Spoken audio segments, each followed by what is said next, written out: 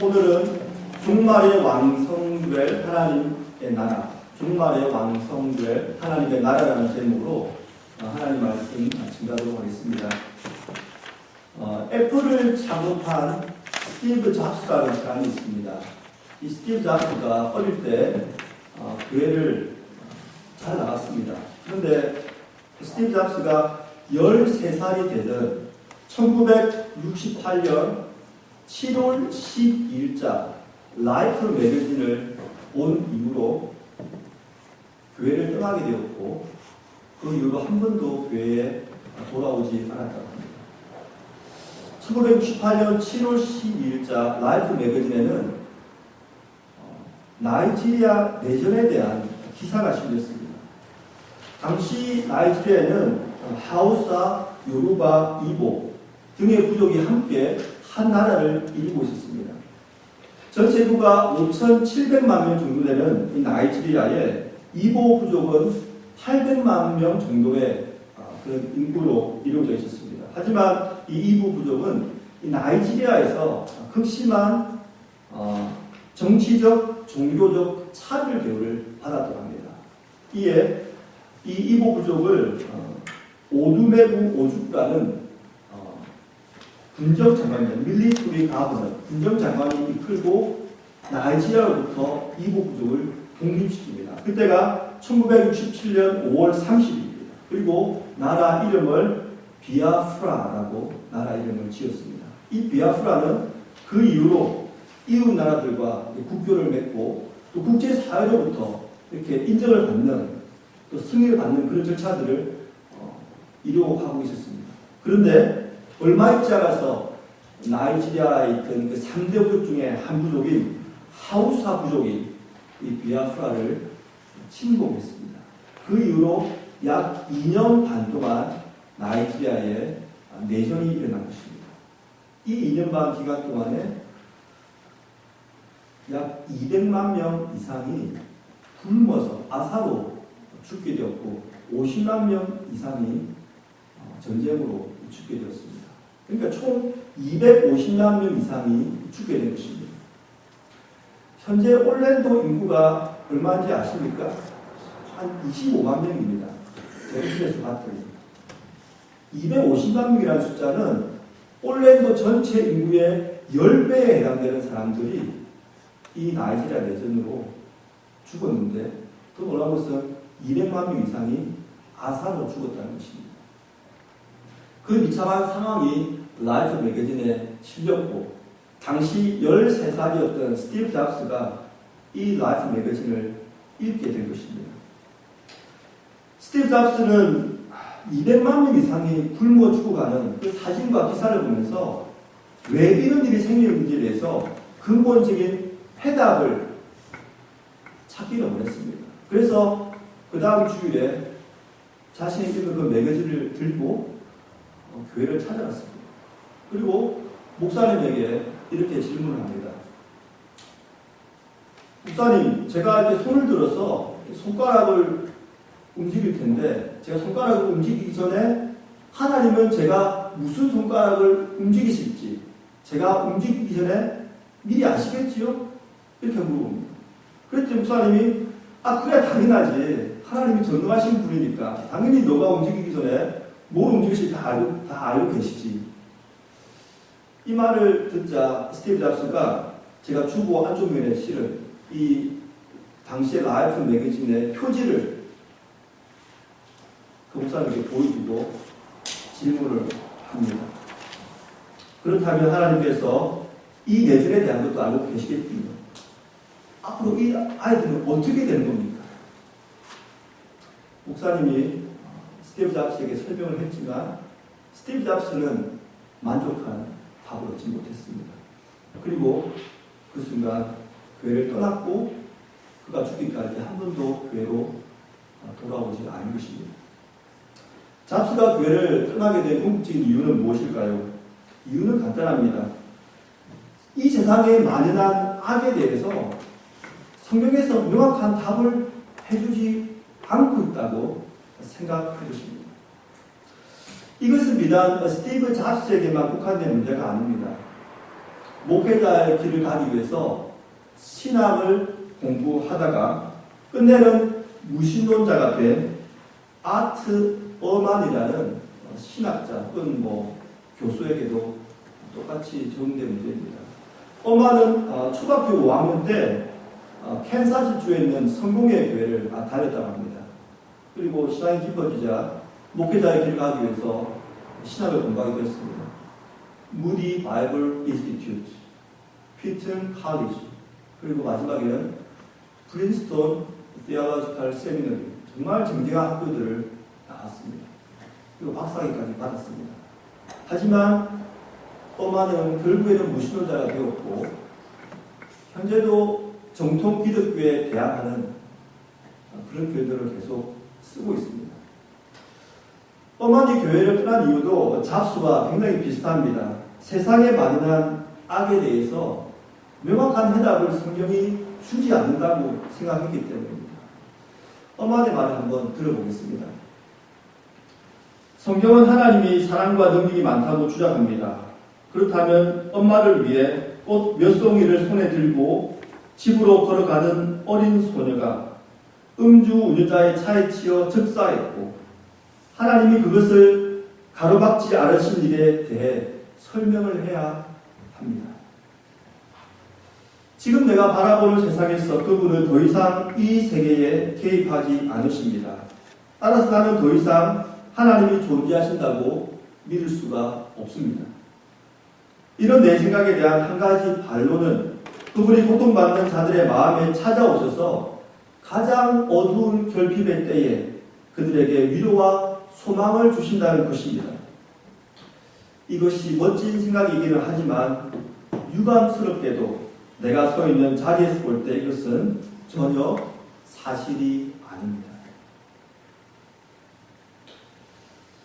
스티브 잡스나 바트 어만이 교회를 떠난 이유는 만약 하나님이 계시다면, 살아계시다면 어떻게 이러한 악들이, 이러한 고통스러운 일이 발생할 수 있을까?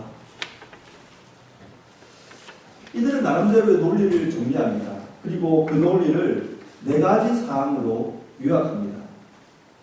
첫 번째는 하나님은 존재하신다. 두 번째, 하나님은 전능하시다. 세 번째, 하나님은 사랑이 많고 선하시다. 마지막 4번째, 그러나 세상에는 무고한 악과 고통이 여전히 존재한다. 사실 각 요소들만 보면 제각기 사실입니다. 하나님은 존재하시고 하나님은 전능하시고 하나님은 사랑이시고 선하십니다. 그리고 이 세상에는 여전히 무고한 악과 악인들이 존재합니다. 그런데 이 4가지 요소들을 다 합치면은 말이 안 됩니다. 이 부분에 대해서 18세기 스코틀랜드 철학자인 데이비드 휴미 날카롭게 지적을 했습니다. 하나님이 악을 막기를 원했지만 그렇게 할 수 없었을 거라고? 그렇다면 하나님은 무능한 존재이야. 하나님이 악을 막을 수 있었지만 그렇게 안 하시려고 하신 것은 아닐까? 그렇다면 하나님은 사악한 존재입니다. 하나님은 악을 막을 수도 있고 또 그렇게 하기를 원하실까? 그렇다면 악은 도대체 어디에서 나온 것일까? 이 데이비드 휴메의 어머니는 아주 독실한 장로교 신자였습니다. 그런데 그의 아들 데이비드 휴메는 이 세상에 만연한 악에 대해서 근본적인 해답을 찾지 못했지만 찾지 못했고 그 결과 하나님에 대해서 질문을 계속 던지고 있었던 것입니다. 오늘 설교는 제가 하는 설교 중에서 가장 어려운 설교 중에 하나일 것입니다. 그것은 오늘 나타난 본문의 이 비유가 어렵기 때문 아닙니다. 본문의 비유 굉장히 심플합니다. 그리고 읽으면 초등학생도 다 이해할 수 있는 그런 본문입니다. 오늘 본문이 어려운 이유는 이 비유에서 말하는 악에 대해서 성경이 명확하게 해답을 해주지 않고 있기 때문입니다. 성경은 분명히 하나님이 전능하신 분이고 하나님은 선하신 분이라고 말합니다. 그런데 이 세상에서 악은 여전히 존재합니다. 이 문제를 어떻게 풀 수 있을까요? 만약에 하나님이 전능하지 않고 선하기만 하다면 이해가 됩니다. 하나님이 악을 제거할 능력이 없으니까 이렇게 되었지. 이렇게 생각할 수 있습니다. 만약에 하나님이 전능하시지만 선하지 않아도 이해가 됩니다. 하나님이 악을 제거할 마음이 없다고 생각하면 간단하기 때문에. 하지만 성경은 분명히 하나님은 전능하신 분이고 선하신 분이라고 말합니다. 그런데 이 세상에 악과 고통이 여전히 존재할 것입니다. 많은 사람이 이 비논리적인 상황 앞에서 신앙을 잃었고 지금도 신앙을 잃어가고 있습니다. 여러분은 어떻습니까? 여러분도 이 문제에 대해서 깊이 고민해 보신 적이 있습니까? 그리고 이 문제를 고민하다가 신앙의 갈등을 겪으신 적은 있으십니까? 오늘 설교가 어려울 수밖에 없는 이유는 우리가 원하는 답을 성경에서 충분히 명확하게 해주지 않기 때문입니다. 하지만 그렇다고 성경에서 이 부분에 대해서 완전히 침묵하고 있는 것은 아닙니다. 우리가 오늘 본문을 통하여 이 문제를 다루기 전에 제가 한 가지를 먼저 말씀을 드리고자 합니다. 그것이 뭐냐면 종교 개혁자들이 내세운 성경 해석 원리입니다.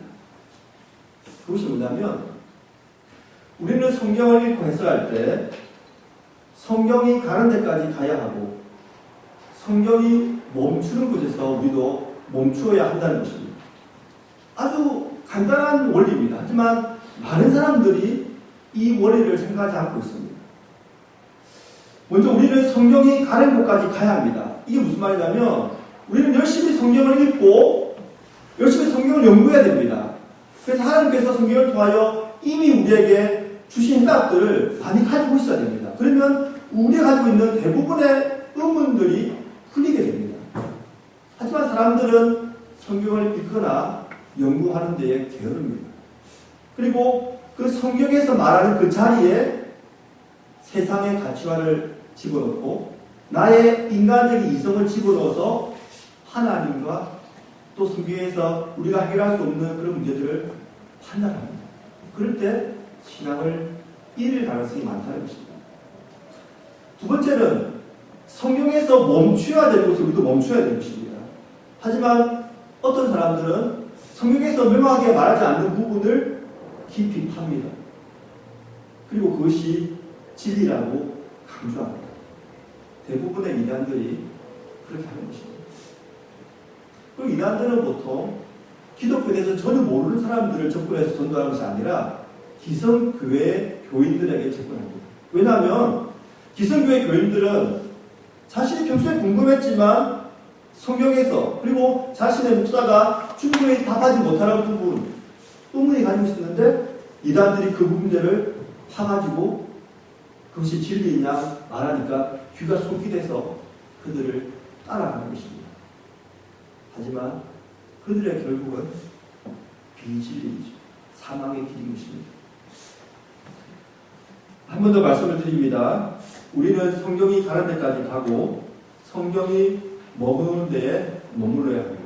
그렇다면 오늘 본문에서 말하는 하나님 그리고 세상에 만연한 악 이 부분에 대해서 오늘 본문은 무엇이라고 우리에게 말을 할까요? 그리고 어떤 부분을 설명해 주지 않을까요? 이제 본문 속으로 한번 들어가 보겠습니다. 먼저 오늘 본문의 비유는 참으로 간단합니다. 제가 간략하게 요약을 해드리겠습니다. 한 밭의 주인이 자신의 밭에 좋은 씨앗을 뿌렸습니다. 그런데 모든 사람이 자고 있는 그 밤에 그 주인의 원수가 그 밭에 나타나서 가라지를 뿌린 것입니다. 영어로 보면 weeds, 그러니까 잡초를 뿌린 겁니다. 주인의 종들이 다음날 아니면 좀 더 시간이 지난 다음에 보니까 우리 밭에 가라지가 지금 자라고 있는 겁니다. 그랬더니 달려와서 주인에게 주인님 우리가 좋은 씨를 밭에 뿌리지 않았습니까? 이 가라지가 어디서 난 것입니까? 그랬더니 주인이 대답합니다. 그것은 내 원수가 뿌린 거야. 그러자 종들이 주인에게 대답합니다. 그럼 우리가 가서 그 가라지를 뽑아버릴까요? 그랬더니 주인이 가만 두어라. 너희들이 가라지를 뽑으려다가 곡식까지 뽑힐 염려가 있으니까 가만 두어라. 이렇게 말합니다. 그리고 결론적으로 주인이 이렇게 말합니다. 추수 때에 내가 추수꾼들을 보내가지고 가라지들은 모아서 불에 사르고 알곡들은 모아서 내 곳간에 들여놓을 것이다. 이렇게 말합니다. 이것이 바로 간단한 비유입니다. 그리고 나중에 예수님께서 그의 제자들에게 이 비유가 무슨 의미인지를 설명을 해줍니다. 밭에다가 좋은 씨앗을 뿌린 주인은 인자, 그러니까 예수님입니다. 그리고 밤에 와서 몰래 가라지, 잡초를 뿌린 녀석은 마귀입니다.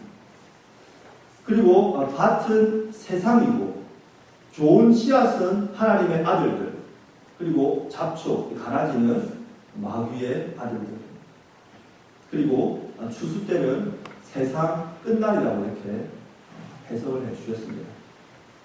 오늘 비유는 흥미롭게도 주인과 종들의 대화로 이렇게 비유가 이루어져 있습니다. 이 대화를 잘 보시면은 종들이 주인에게 두 가지 질문을 하고 주인이 종들에게 세 가지 진리를 말해줍니다. 그 부분이 오늘 비유의 핵심입니다. 첫 번째 질문이 무엇입니까? 우리식으로 말하면 하나님이 이 가라지의 원인이십니까? 이것이 종들의 첫 번째 질문이었습니다. 우리 한번 27절, 28절 말씀을 함께 한번 읽어보겠습니다. 시작. 집주인의 종들이 와서 말하되 주여 밭에 좋은 씨를 뿌리지 아니하였나이까? 그런데 가라지가 어디서 생겼나이까? 주인이 이르되 원수가 이렇게 하였구나. 종들이 말하되 그러면 우리가 가서 이것을 뽑기를 원하시나이까?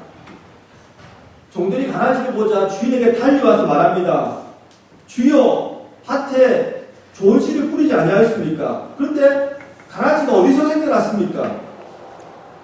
이 질문을 우리에게 적용하면 이런 질문입니다. 하나님께서 세상을 선하게 창조하지 않으셨습니까? 그런데 이 악은 어디서 생겨난 것입니까? 하나님께서 그 악의 원인이십니까? 이렇게 질문하는 겁니다. 오늘 비유를 통하여 하나님이 분명히 말씀해 주십니다. 내가 악의 근원이 아니다. 원수 마귀가 악의 근원이라고 분명히 말씀해 주시는 것입니다. 예수님께서 나중에 설명해 주신 내용을 보면 마지막 종말의 날에 불에 태워질 가라지가 무엇인지에 대해서 설명을 해줍니다. 40절, 42절입니다. 제가 한번 읽어드립니다. 그럼 저 가라지를 거두어 불에 사른 것 같이 세상 끝에도 그러하리라. 인자가 그 천사들을 보내리니 그들이 그 나라에서 모든 넘어지게 하는 것과 또 불법을 행하는 자들을 거두어내어 풀무불에 던져 넣으리니 거기서 울며 이를 갈게 되리라. 여기 보면 모든 넘어지게 하는 것과 불법을 행하는 자들이 풀무불에 던져진다고 말했습니다. 그러니까 이 가라지, 즉 마귀에게서 나온 것, 마귀의 아들들이 바로 모든 넘어지게 하는 것과 불법을 행하는 자들이라는 것입니다. 좀 쉽게 설명드리면 모든 넘어지게 하는 것은 악으로 보시면 되고 모든 불법을 행하는 자는 악인이라고 보시면 됩니다. 그러니까 마지막 날에 이 악과 악인이 심판을 받게 된다는 것입니다. 서론에서 언급한 나이지리아 대학사 200만 명 이상이 굶어 죽게 된 그 사항은 그러므로 하나님께서 하신 일이 아닙니다. 그리고 엄마에게 꽃을 주기 위해서 길을 건너다가 음주운전자에게 치여 죽은 그 사건도 하나님이 하신 일이 아니라는 것입니다. 그렇다면 이런 악들은 어디에서 나온 것일까요? 여기에는 네 가지 중요한 논리적인 가능성이 있습니다. 제가 네 가지를 말씀드릴 테니까 어느 것이 성경적인 가르침과 일치하는지 한번 찾아보시기 바랍니다. 첫 번째는 하나님이 선과 악을 둘 다 창조하셨다. 두 번째는 원래부터 하나님은 두 명이거나 두 명 이상이었다. 그러니까 선한 창조자가 있었고 악한 창조자가 원래부터 있었다.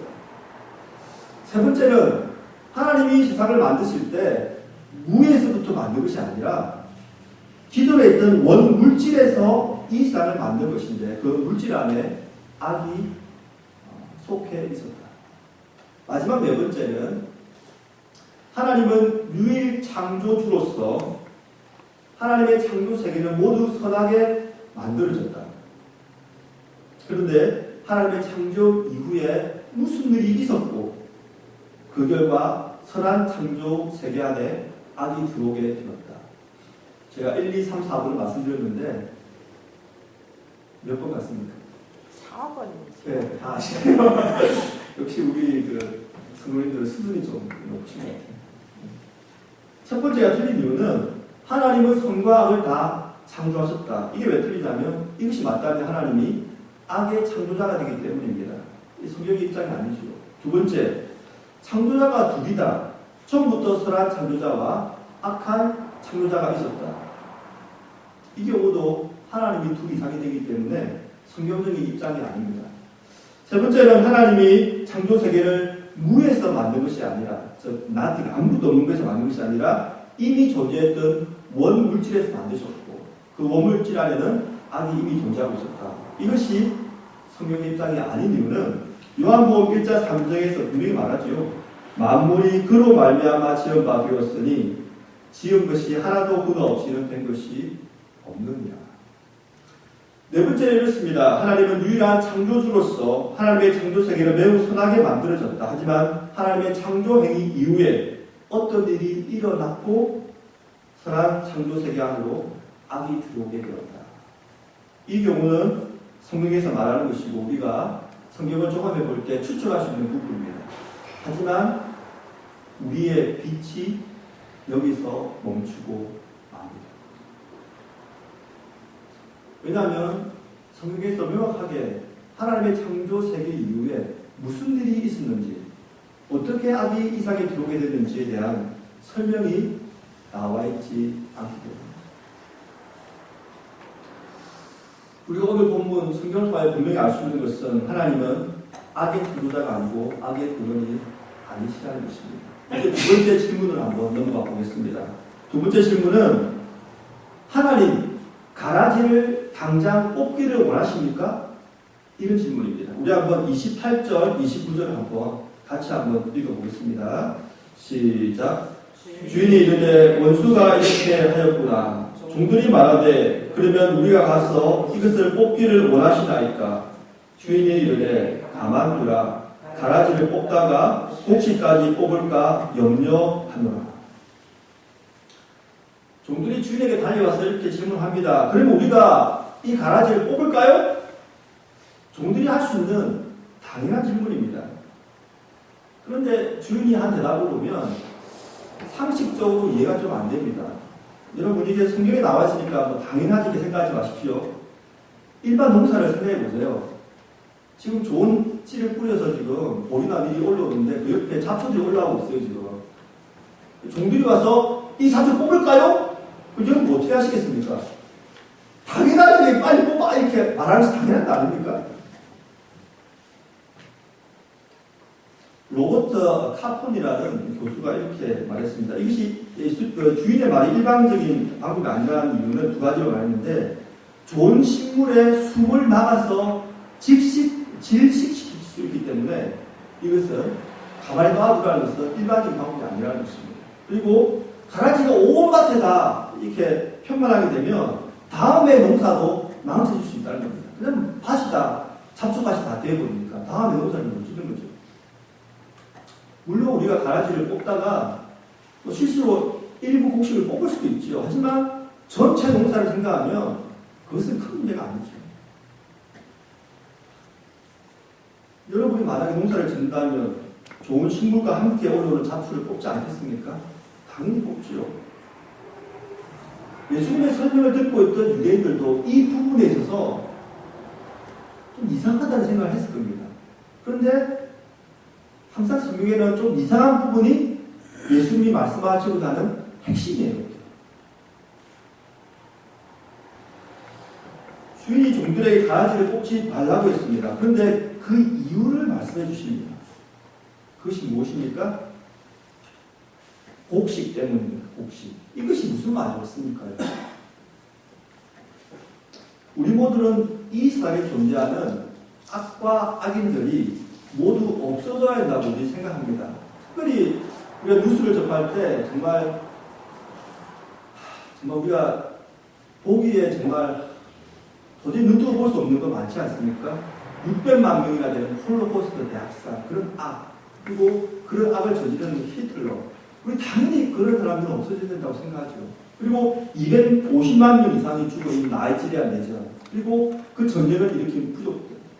당연히 이런 악과 악인들 없어져야 된다고 생각합니다. 그리고 지금도 여전히 행해지고 있는 인신매매들, 그리고 어린이들 학대, 이런 악과 이런 인신매매단들, 이런 것들은 없어야 된다고 우리가 당연히 생각합니다. 그래서 우리가 이렇게 기도하죠. 하나님, 이 세상에 존재하는 악과 악인들을 없애주십시오. 하지만 만약에 하나님께서 우리의 기도를 들으시고 우리의 기도에 응답하신다면 어떻게 되겠습니까? 하루아침에 이 세상에 존재하는 모든 악과 악인들을 제거하신다면 어떻게 되겠습니까? 이 세상에서 살아남을 사람은 아무도 없습니다. 왜냐하면 우리 중 누구도 죄와 악에서부터 거룩하지 않기 때문에 가라지와 함께 곡식까지 뽑혀버리고 마는 것입니다.